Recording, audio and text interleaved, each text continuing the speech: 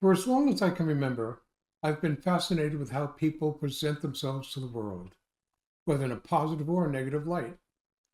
I've learned there's a lot going on in everyone's life below their surface appearance.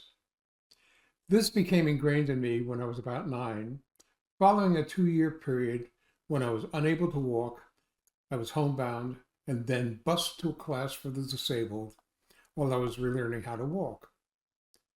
Along with children with all sorts of challenges, from polio to Down syndrome, auto accidents, and the like, we were warehoused in a single classroom, tucked away out of sight of the normal population. Some were bright, others barely able to function intellectually.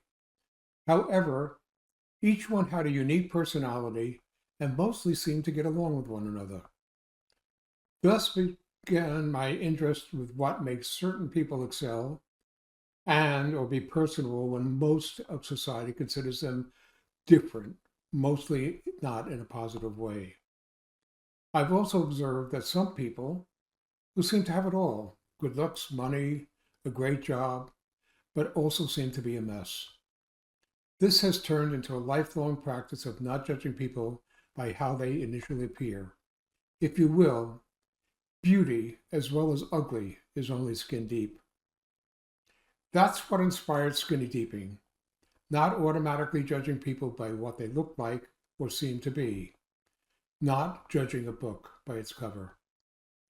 I'll be presenting stories mostly about people who have a positive self image, but by most measures have overcome severe challenges to be successful and inspirational.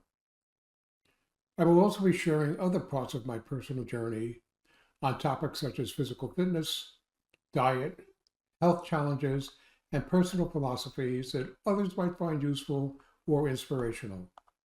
I invite you to join me on this journey.